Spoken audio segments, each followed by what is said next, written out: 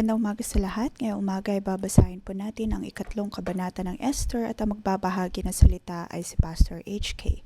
Magbabasa po natin dito ang istorya ni Haman at kung paanong binalak ni Haman na lipulin ang mga Hudyo. Mapapansin po natin dito ang istorya kung saan kinamit ng ni Xerxes si Haman upang pasalamatan si Mordecai.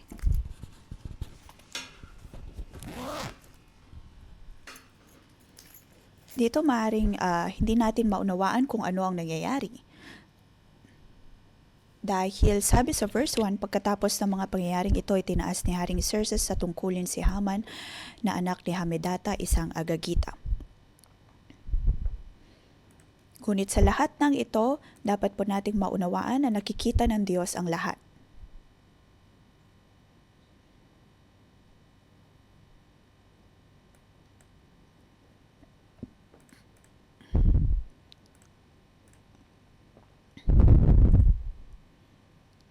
Makikita po natin na ang target audience o kaya kinakausap ng mga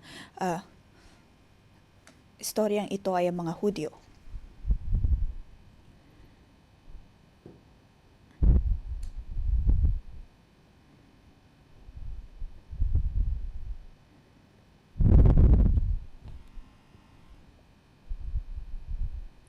Mababasa din po natin ang mga piking na naganap sa mga panahon na iyon.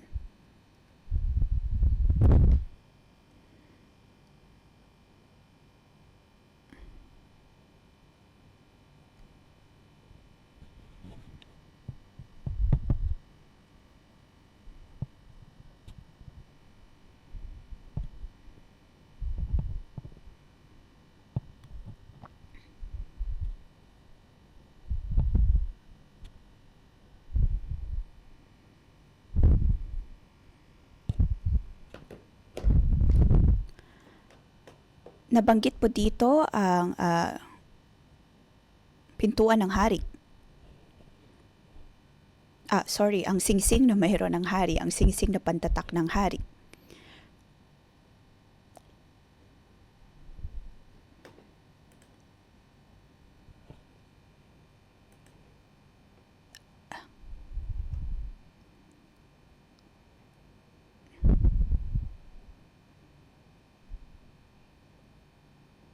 At ang mga opisyal na binigyan ng singsing na pantatak na ito ay ibinibigay sa isang opisyal, pagkatapos yun ay mananatili sa pintuan ng hari.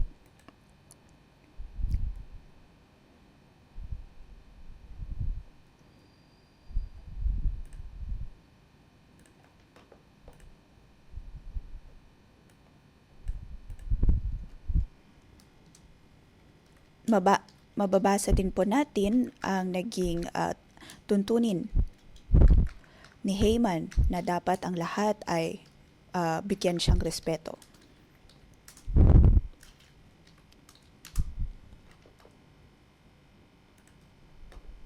Sa ibang mga bansa ay mayroon pong mga opisyal ng gobyerno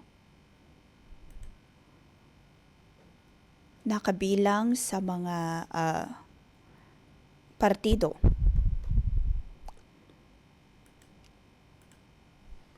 Ito ay paraan ng pagiging klaro sa gobyerno.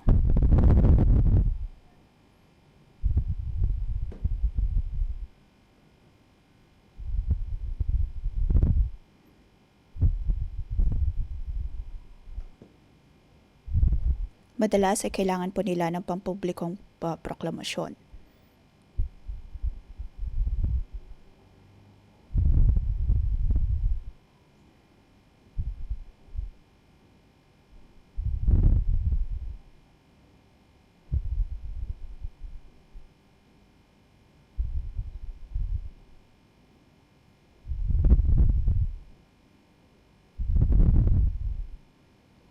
Ngunit hindi tulad ng ibang mga tao sa imperyong iyon, pinili pa rin ni Mordecai na bigyan lamang ng respeto ang Panginoon at hindi sumunod sa kung anumang tuntunin na ibinibigay ni Haman.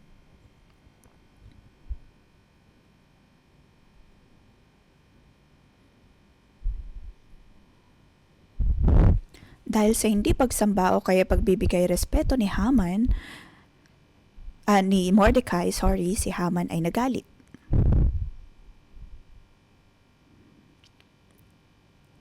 At dito makikita po natin kung gaano kakipot o kaya gaano kapangit ang puso na mayroon si Haman dahil tinanggap niya ito bilang personal na pag-atake sa kanya.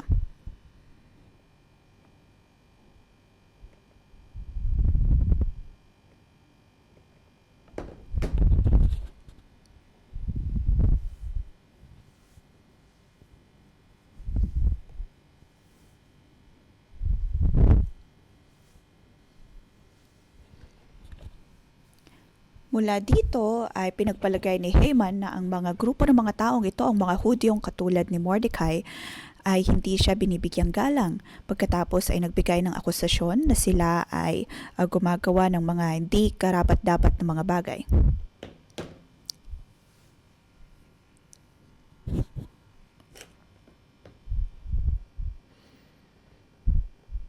Ang mga banyagang ito ay nananatili doon, ngunit sinabi niya na sila'y kakaiba.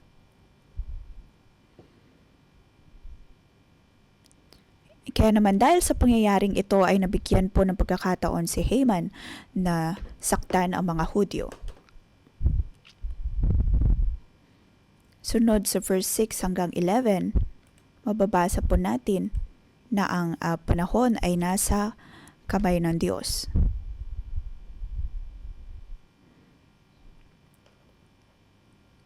Sa naunang mga taon o kaya sa unang pagkakataon, madalas po itong mangyari. Halimbawa, sa Leviticus 16,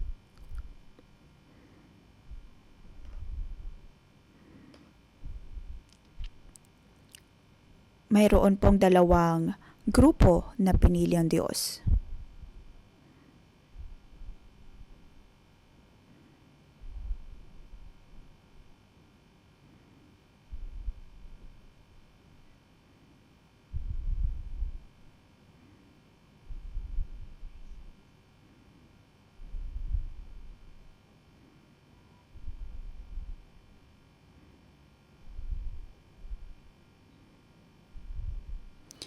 Sa Leviticus ay ginamit ng Diyos ang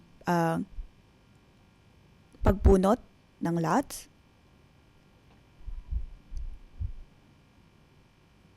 upang matulungan ng kanyang mga tao sa pagdedesisyon. Sa libro din ni David ay ganun din po, na nangungusap ang Diyos sa kanyang mga tao.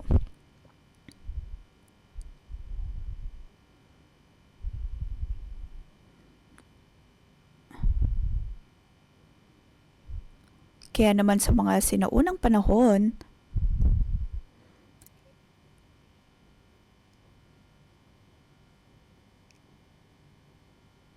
ginagamit din ng Diyos ang pagbunot na ito.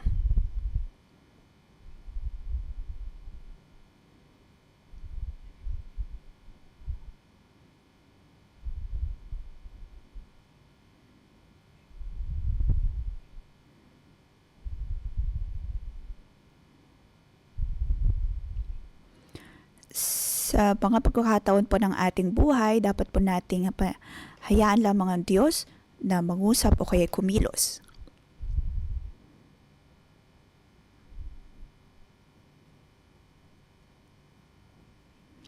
Dapat po nating makita kung paano kumikilos ang Diyos sa atin po mga buhay.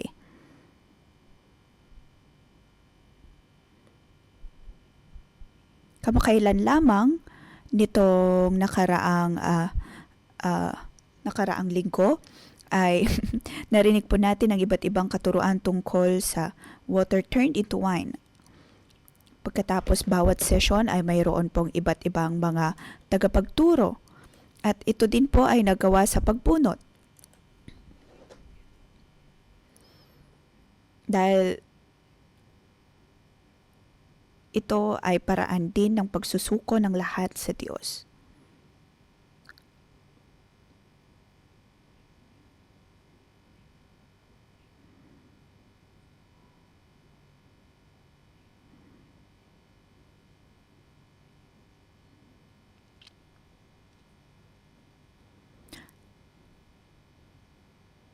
Balikan po natin ang unang bersikulo sa verse 3 hanggang chapter 3 verse 1. Nabanggit ang pangalan ni Hamedata na isang Agagita.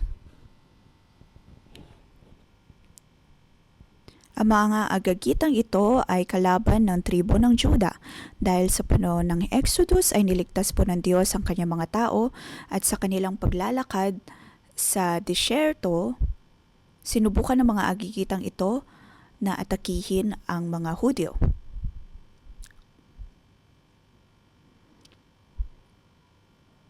Na para bang gusto nilang lipulin ang mga Hudyo.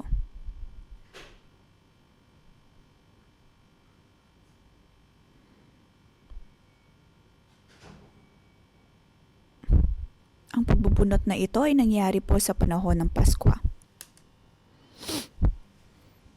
At ginamit ng Diyos ang isang espesyal na araw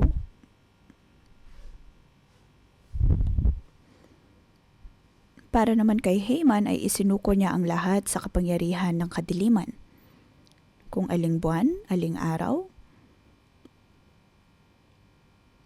ngunit naroon pa rin na kumilos ang Diyos. Ibig sabihin, ang lahat ay nasa kamay pa rin ng Panginoon. Verse 7, mababasa po natin ang espesyal na pagkakataon.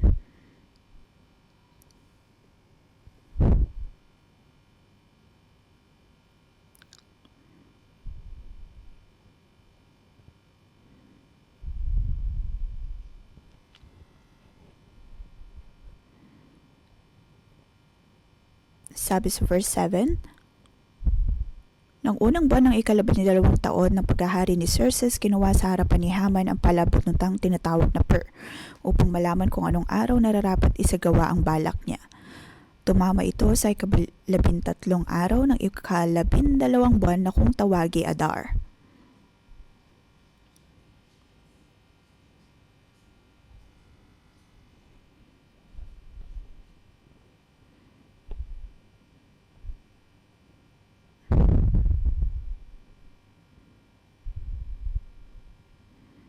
Nakikita po ba natin sa Esther nang siya ay matawag na hari?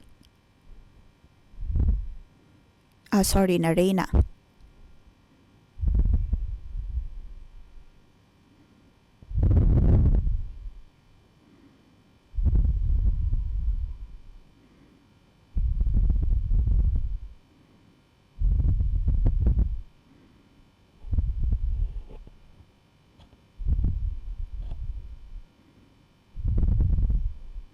Ang Pasko ay tungkol po sa pagliligtas ng Diyos kung kailan natanggap ng mga Hudyo ang kaligtasan na mula sa Panginoon.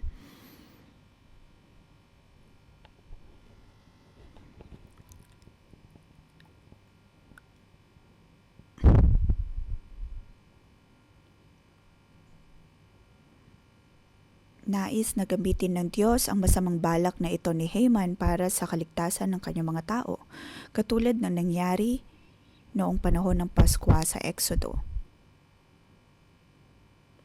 Mula pa noon ay binabago na ng Diyos ang mga pagkakataon para sa ikabubuti ng kanyang mga anak.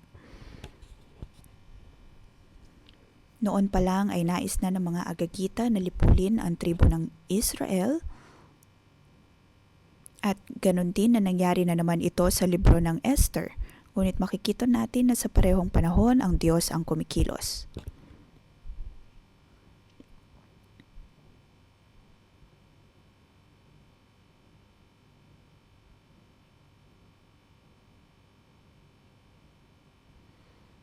Dito makikita natin ang pinanggalingan ng Purim.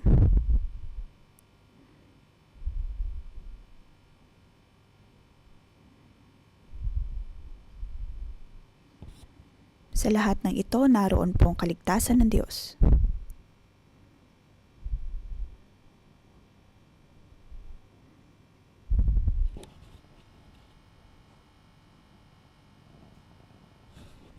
Dapat po nating malaman na ang Adar ay ang ika-12 buwan, ang huling buwan ng taon.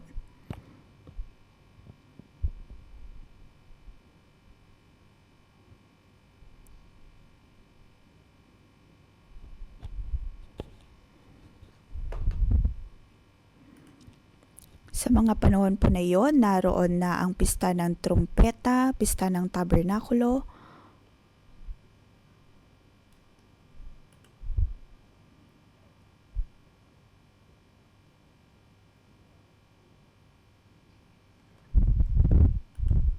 sa bagong taon, naroon po ang Nisa.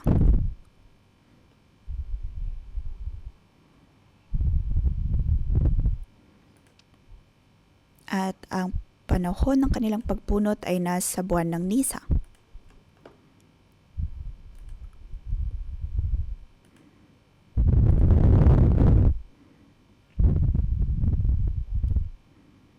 Ang Diyos ay nagbigay ng 1 taon upang makumpleto ang lahat ng ito.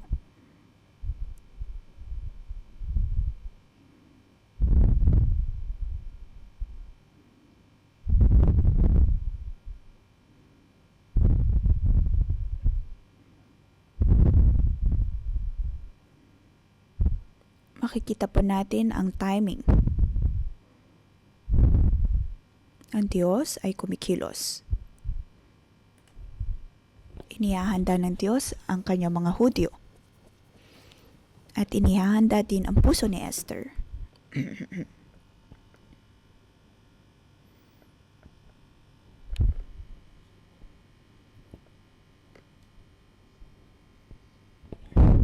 Na kung siya man ay magiging handa, kanyang dapat pag-isipan ang mga pagkakataon na ito.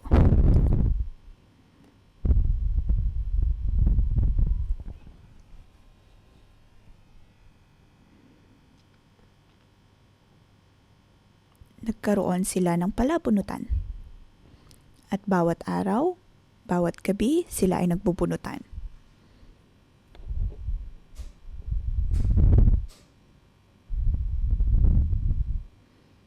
Ang Desyembre po ay sa panahon nila ay ang buwan ng Adar.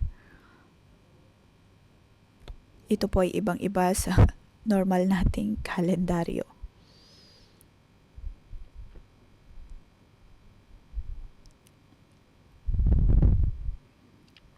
Alam po natin ang pagkakaiba ng bawat buwan. At ang lagi nating pinagbabatayan ay ang araw. Ibang-iba sa lunar calendar.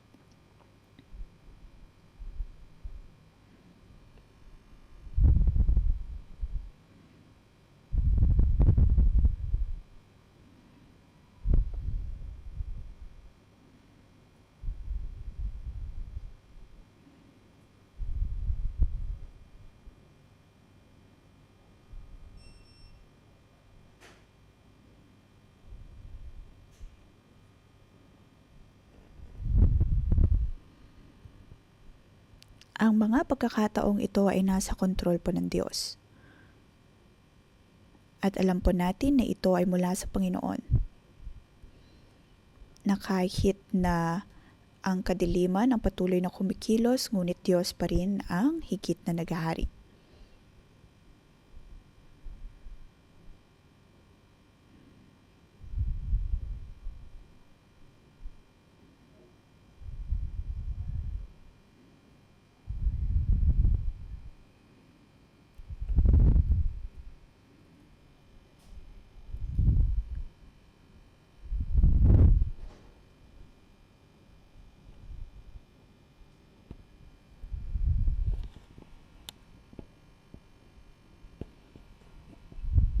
Ang Adar ay kung saan po nagaganap ang Purim.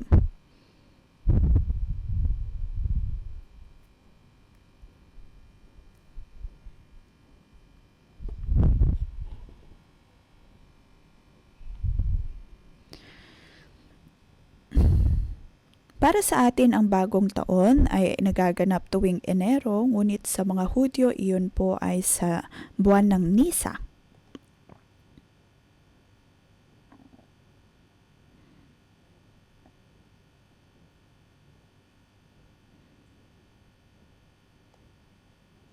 Nabanggit po ang tungkol kay Haring Xerxes.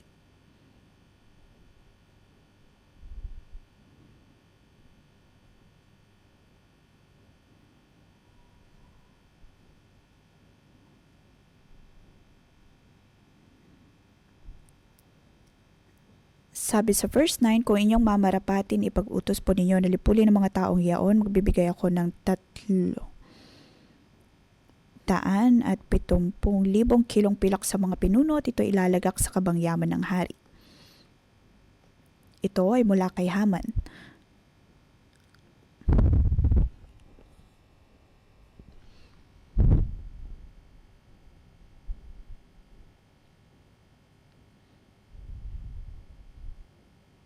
Sinasabi po ng hari kay Haman na gawin kung ano man ang kanyang nais gawin. Ito ay higit pa sa pagdedesisyon ng mga tao.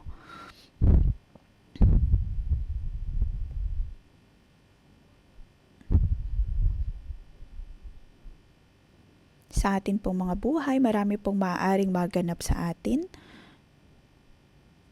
o kaya ay nagaganap sa paligid natin. May mga pagkakataon na nahihirapan po tayong magdesisyon. May ilan na napupuno ng adiksyon.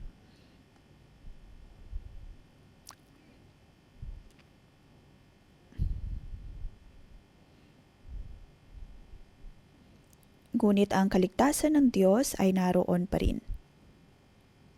Dapat po tayong maging bukas, lalo na sa kung anumang nangyayari sa kasalukuyan at maging sa hinaharap. Dahil ang Diyos ang may hawak po ng lahat. Kahit man gaano po tayo kagaling o kaya gaano katalino ang ating pag-iisip para po rito, maaring may mga plano na po tayo, ngunit makikita po natin na sa kaligitnaan ng lahat ng ito, maaring may mga bagay pa rin na hindi po natin makontrol. Dahil anumang nangyayari sa ating buhay ay isang bagay na hindi po natin maisip.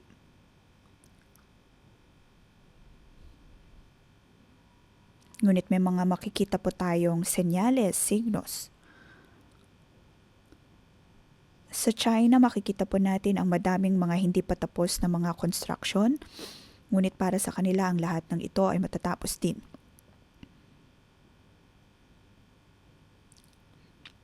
Ngunit maraming mga tao ang gustong bumili ng kung ano-ano, ng mga ari-arian, hihiram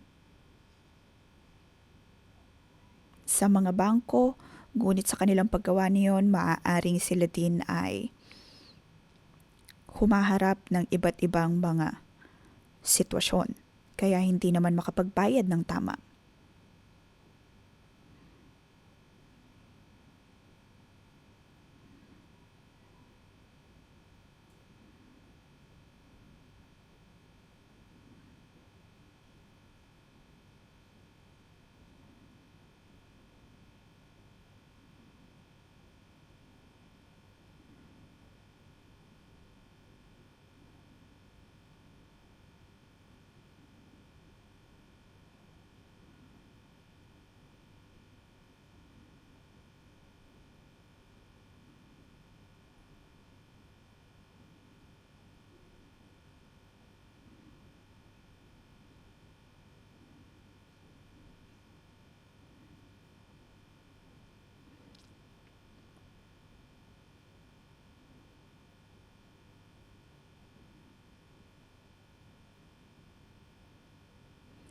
May mga pagkakataon na akala natin ay makokontrol po natin ang merkado, ngunit hindi po natin kayang gawin ito.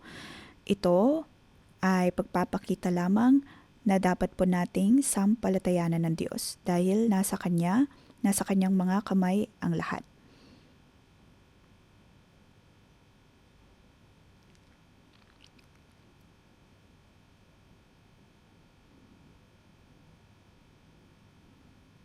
Hindi ito pagsasabi na tayo ay wala ng kapag-asa. Ngunit alam po natin na ang Diyos ang may kontrol ng lahat, kung kaya naman ang lahat ay nasa Kanyang mga kamay.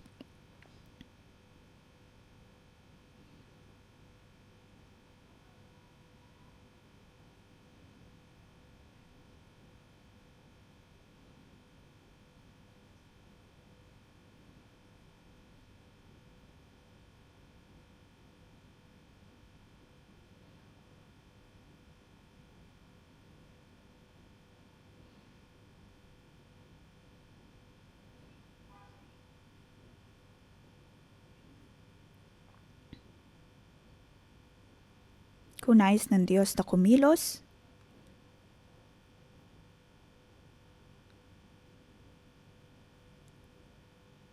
iyon po ay kanyang gagawin. Kung wala man siyang gagawin, hindi po ibig sabihin nito na wala na siyang pakialam.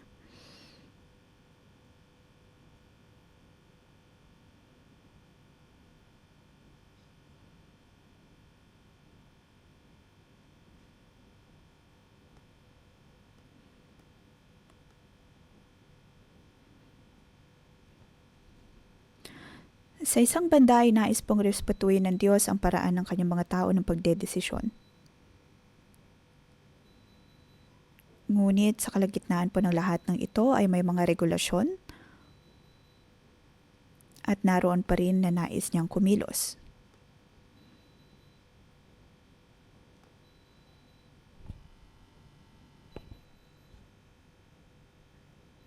Lahat po tayo ay nabubuhay sa ritmo na inilalagay ng Diyos.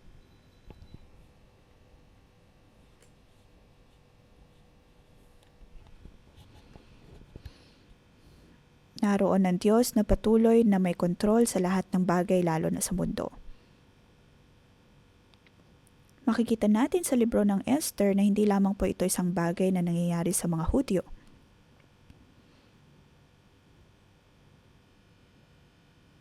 Hindi po ito istorya ng makipot na pananampalataya ng mga Israelita, ngunit pagpapakita na sa panahon na wala na silang kapag-apag-asa,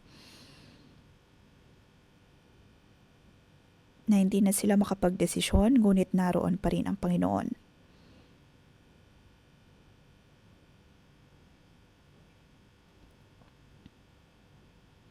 Sa mga pagkakataon na sa tingin nila kadiliman na ang nagahari, ngunit naroon pa rin ang Diyos. Ang lahat ay nasa kontrol ng Diyos. At tungkol naman sa probisyon ng Panginoon,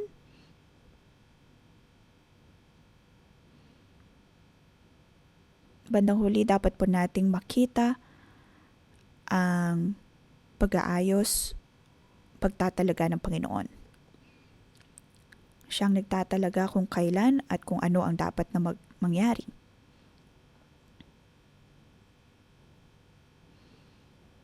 Ang nais ng Diyos ay tayo ay lumapit sa Kanya, manalangin, at ayon sa karanasan natin ay makikilala natin ang Panginoon.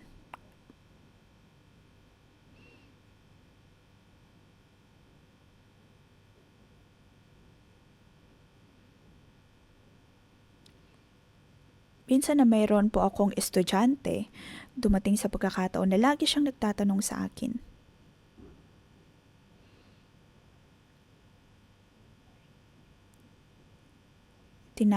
Tinatanong ako at kapag hindi ako nakakasagot, ay nagagalit siya. Bakit hindi mo ako sinasagot? Ngunit sa mga pagkakataon na yon, sasabihin ko sa kanya, hindi ako makina na basta-basta lamang sasagot.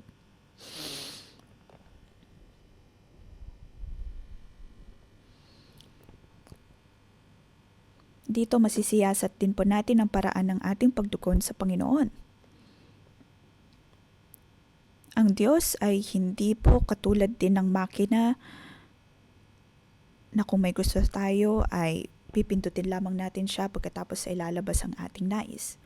Bagkus dapat nating malaman na ang lahat, dapat po tayong magkaroon ng ugnayan sa Kanya.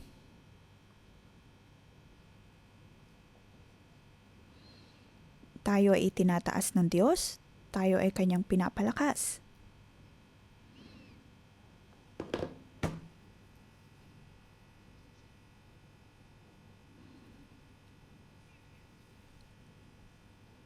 Sa panahon po ng paghihintay, sa panahon ng pananalangin, matuto po tayong maghintay.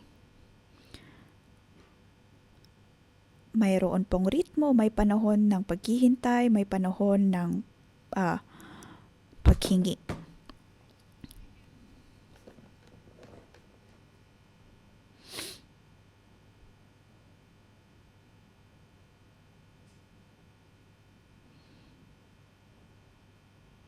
Ang relasyon po ng Panginoon sa atin ay pareho din.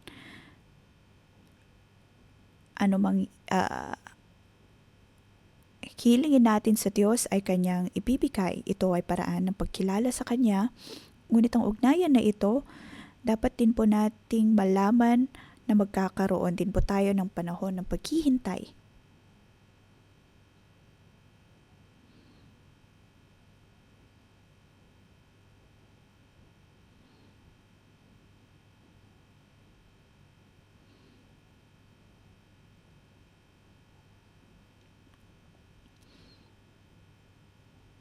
Ang lahat ay ayon sa minamahal ng Panginoon.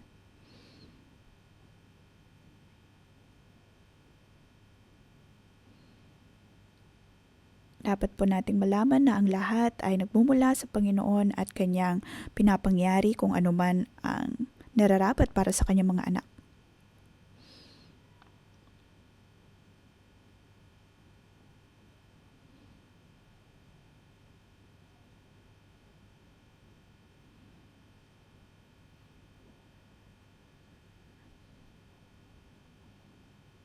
Ang bawat pagkakataon ay dapat po nating isuko sa Diyos.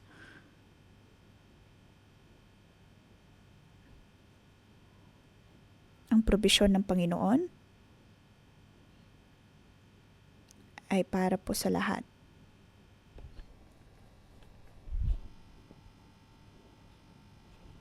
Nakikita po ng Diyos ang lahat.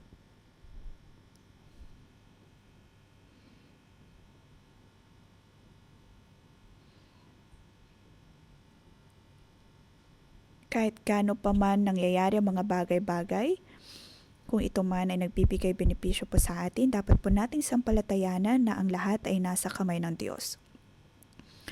Mula verse 12 hanggang 15,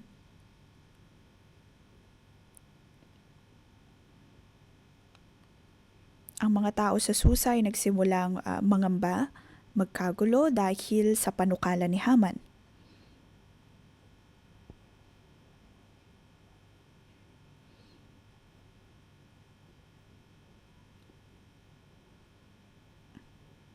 Makikita po natin sa litrato,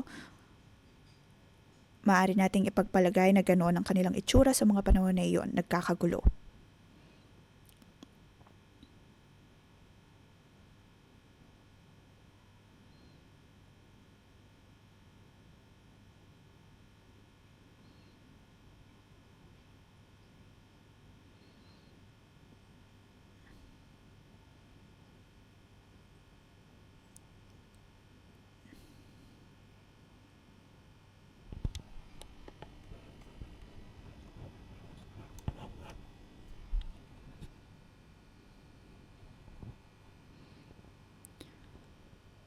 Nang 13 araw ng unang buwan, ipinatawag ni Haman ang mga kalihim ng hari, sabi sa verse 12.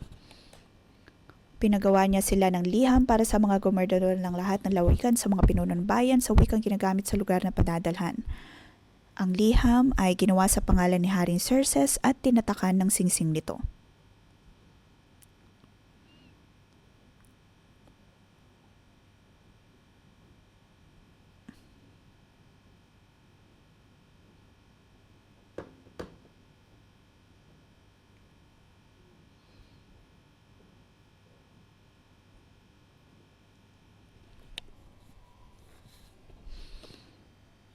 Kahit saan man alam ng mga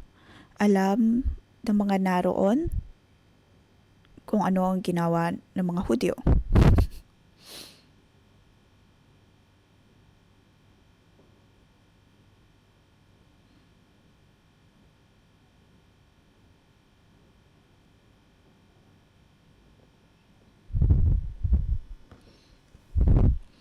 Makikita po natin sa mapa ang imperyo ng Persia kung gaano po ito kalaki.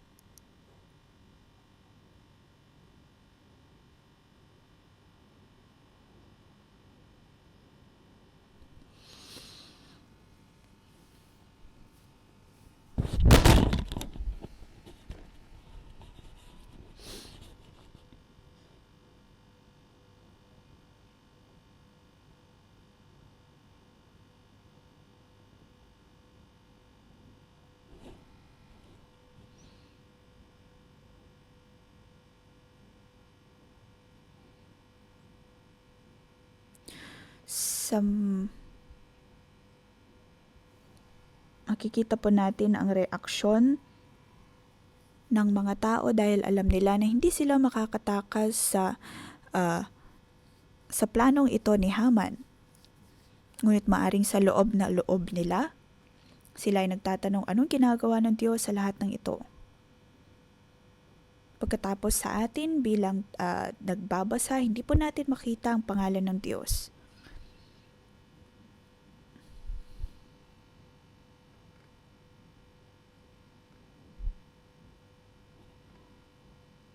At para naman kay Mordecai at Haman,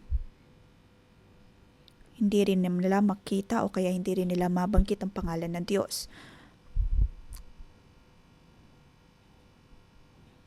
Ngunit ang Diyos pa rin ang mayroong kontrol sa lahat.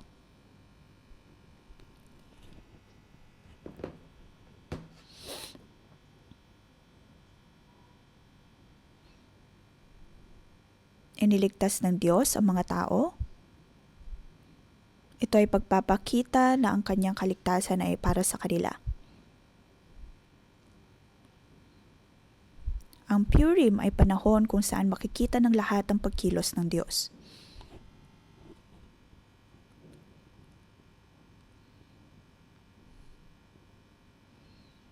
Na para bang sa katahimikan na ito, nagmimistulang, hindi namamansin ng Diyos, ngunit naroon na ang lahat ay nasa kanyang kontrol at alam niya kung kailan dapat mapangyari ang bawat pagkakataon.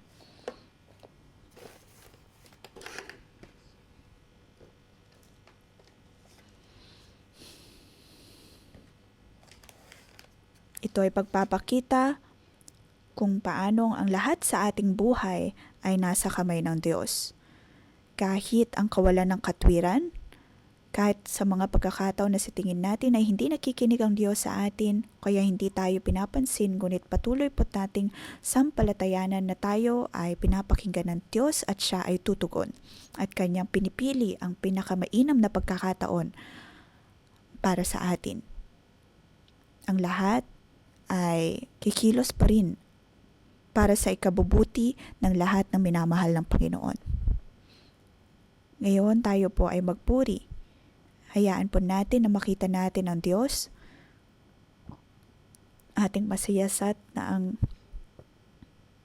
kabutihan at ang kontrol ng Diyos ay higit pa rin sa lahat.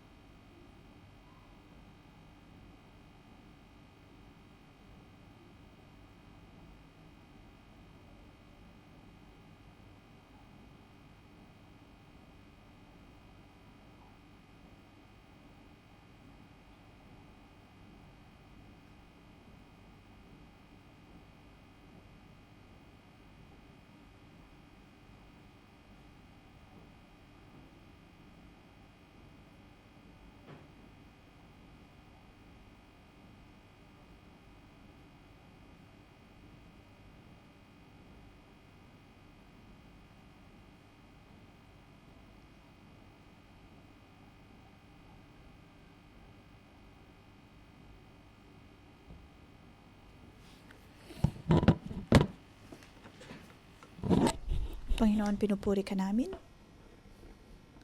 Amin pinoproklama at pinaniniwalaan na ikaw ay may kontrol sa amin pong mga buhay. Kahit anumang sitwasyon, kahit anumang estado na naroon kami, ikaw ang may kontrol. Kahit gaano man kadilim ang iyong kaliwanagan, ang iyong kapangyarihan nang siya pa rin tumutulong sa amin. Mga kapatid, sa inyo pong mga buhay, kayo po ba'y naniniwala na ang Diyos ang may kontrol sa lahat?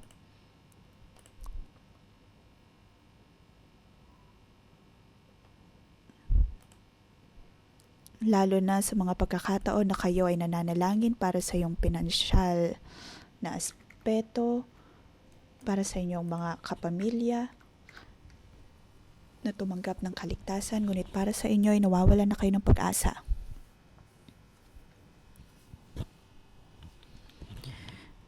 Ngunit kung ito ay mga bagay na patuloy pa rin pinapanalangin, maaari kayong magtungo sa harap. Para sa inyo, para bang hindi tumutugon ng Panginoon, na para bang ayaw nyo ng manalangin, wala ng pag-asa, nais po namin kayong ipanalangin.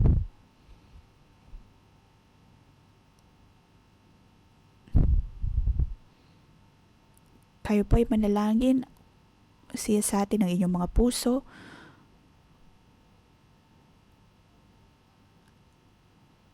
at itulog sa Diyos ang mga panalangin na sa tingin natin na hindi pinakikinggan ng Diyos.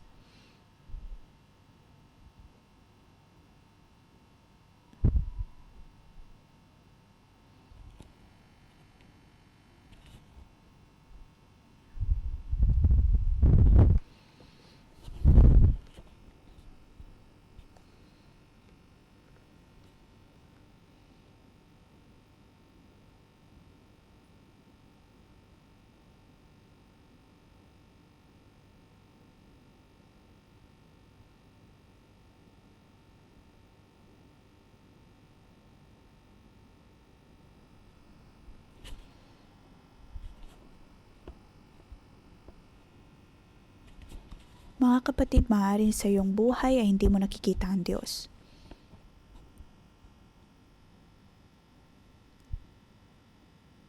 Sa mga kapatiran po natin, maaari po ninyong sabihin sa Diyos kung anong mga bagay na inyong pinapanalangin ngunit hindi nyo nakikitang mangyari. Maaaring nakakaramdam kayo ng galit sa Diyos o kaya maging sa tao. Panginoon, ikaw ay Diyos na napakabuti. Tulungan mo kami, O Diyos.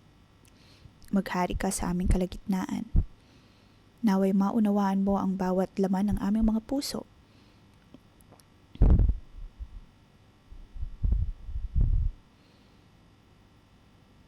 Hindi kalooban ng Diyos na hindi ka pakinggan, o kaya kalimutan ka, o kaya abandonahin ka. Ang nais ng Diyos ay ang makinig sa iyo, mapakinggan ang bawat mong paghihirap.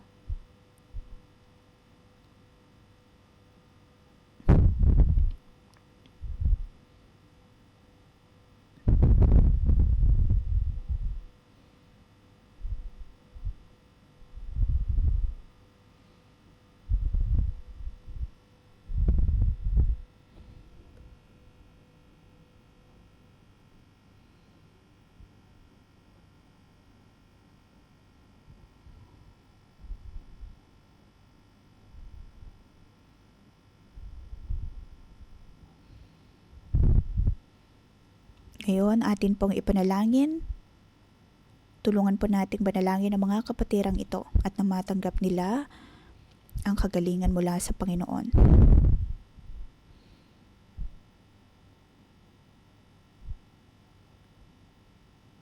Hindi po tayo kailanman aabandonin ng Diyos.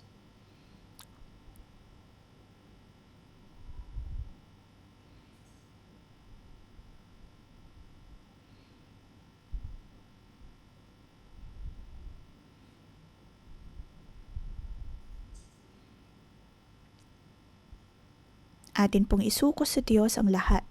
Sa mundong ito, may mga bagay na hinahayaan ng Diyos na mangyayari Ngunit bandang huli pa rin ay siya ay kumikilos ayon sa kung anong makabubuti sa kanyang mga anak.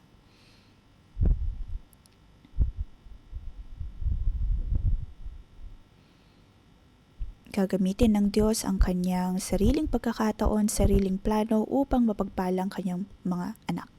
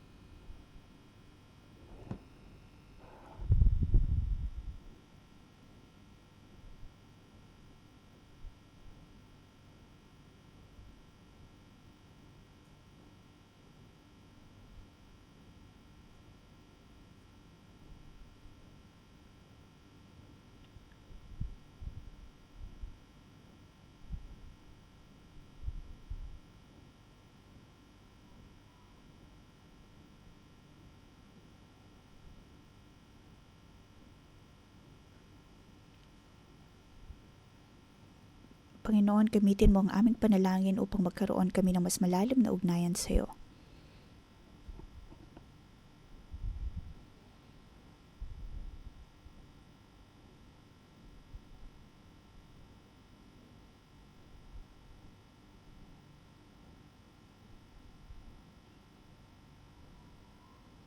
Magkaroon ng mas malalim na ugnayan sa Panginoon.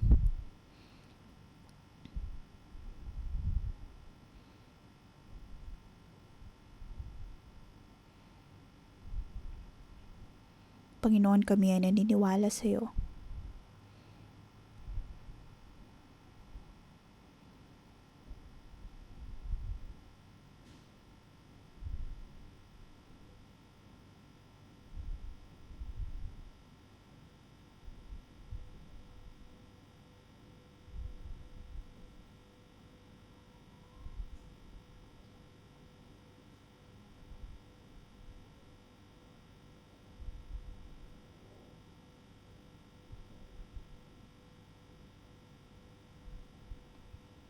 Panginoon, naway tulungan mo kami upang ang amin pong mga mata ay laging nakatuon lamang sa iyo.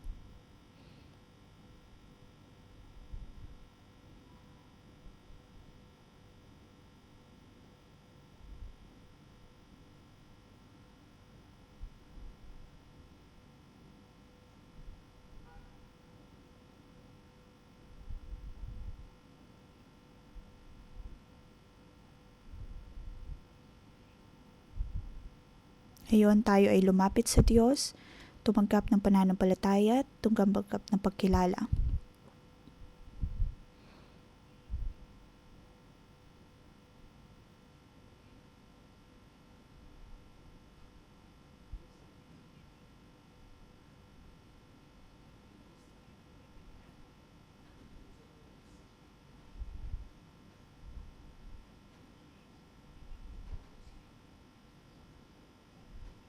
Atin pong ipanalangin ang ating mga kaibigan, kapamilya na nangangailangan ng Panginoon sa Panginoon. Tayo po ay manalangin. Gamitin po natin ang ating pagpupuri, ang ating panalangin upang makadulog sa Diyos. Tayo po ay manampalataya sa Kanya.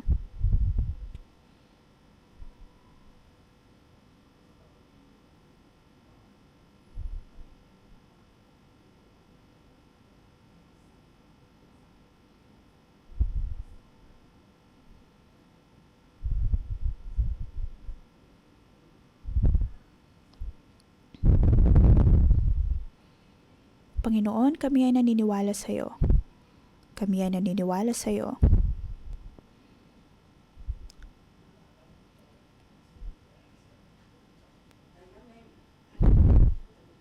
Panginoon, nais namin gamitin ang aming pananampalataya upang tumulog sa iyo. Alam namin, O Diyos, na Ikaw ay may gagawin sa amin pong buhay.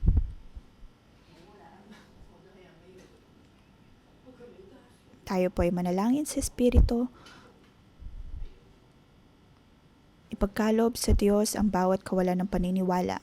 Ang Diyos ang mag-aangat ng ating pananampalataya.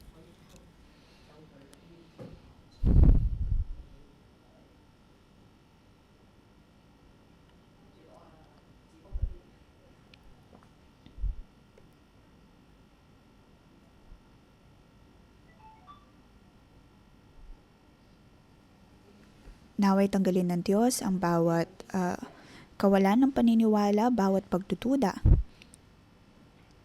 Sampalatayanan kahit ang mga bagay na sa tingin natin ay imposible. Panginoon, bigyan mo kami ng espiritual na mga mata, nang aming makita ang iyong kapangyarihan, ang iyong pagkilos.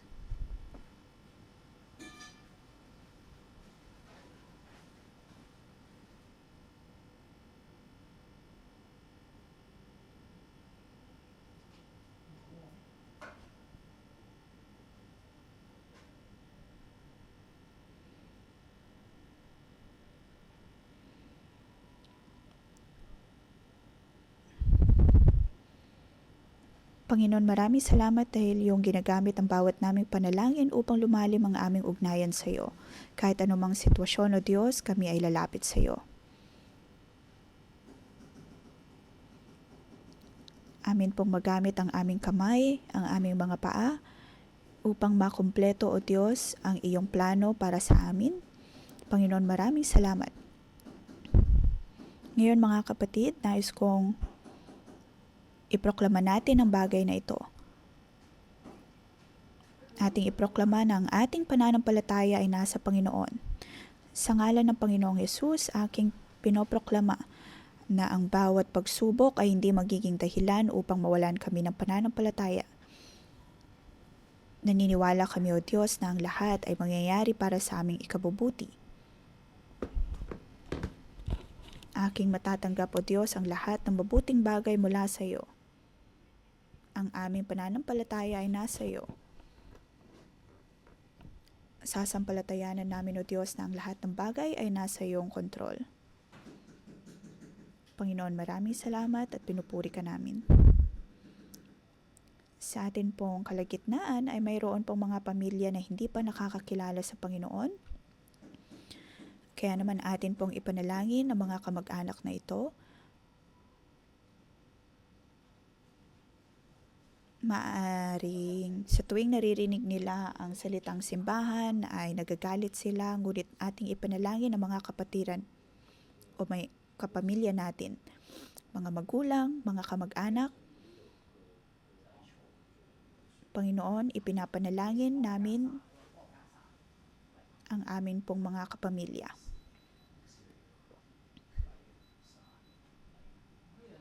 Pinapanalangin maging ang aming mga katrabaho. Panalangin na sila ay makakabalik sa Panginoon.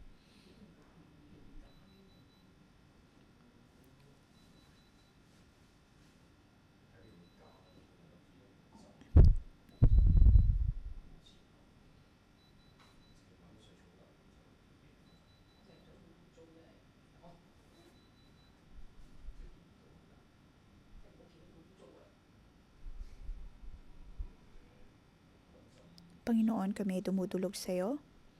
Panginoon, aming ipinapanalangin ang aming mga kapamilya. Kami ay dumudulog sa iyo, O Diyos, na ang iyong kaligtasan ang siyang dudulog sa aming mga pamilya. Alam namin, O Diyos, na sila ay iyong ililigtas. Iyong ililigtas ang aming mga minamahal. Maging ang mga taong naaalala namin. Panginoon, ipinapanalangin namin ito sa ngalan ni Jesus. Amen.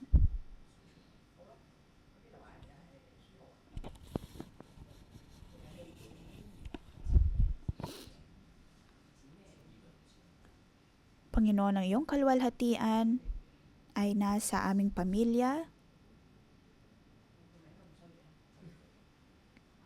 nasa aming mga pinagtatrabahuan.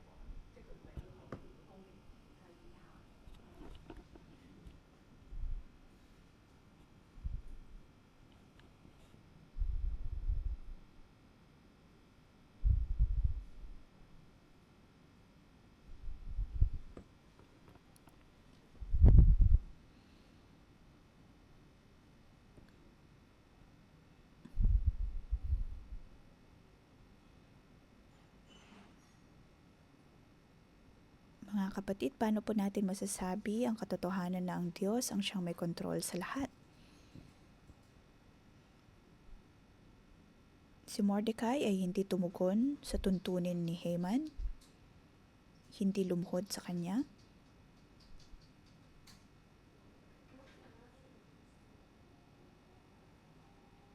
At para bang inilalagay niya sa panganib ang kanyang sarili, ang kanyang tribo. Ngunit ito ay uri ng pananampalataya na mayroon siya.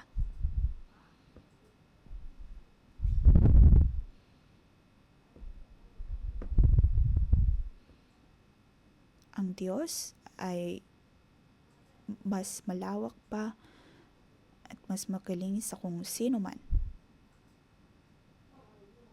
Maaring po sa ating mga puso ay wala tayong kapanatagan, ngunit naway tulungan tayo ng Diyos.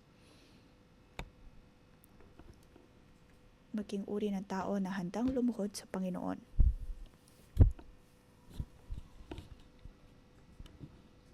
Dapat po nating malaman na ang Diyos ang may kontrol sa lahat.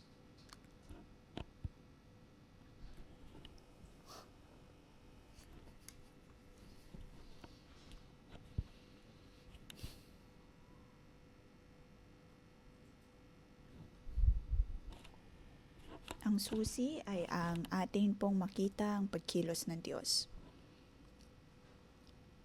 Sa 611, nakikita po natin ang madaming pagkilos ng Panginoon.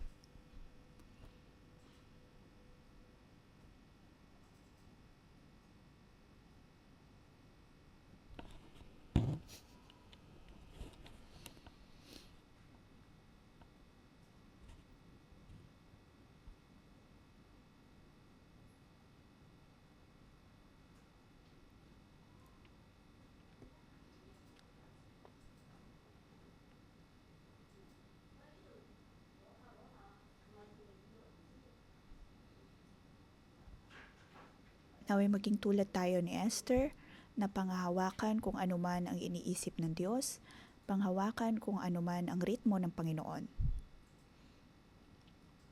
Alam niyang ang korona ay nasa kanya at alam niya kung anong dapat niyang gawin sa Persia.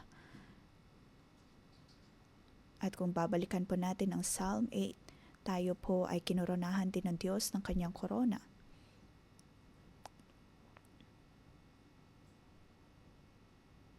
Ang kanyang kalwalhatian ay nasa atin.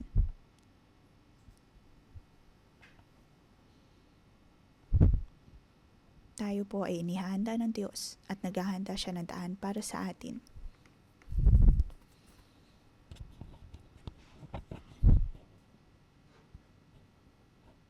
Naway hindi tayo lumuhod sa kadiliman, bagkus ay panghawakan ang liwanag, kalwalhatian, katwiran na nagmumula sa Diyos.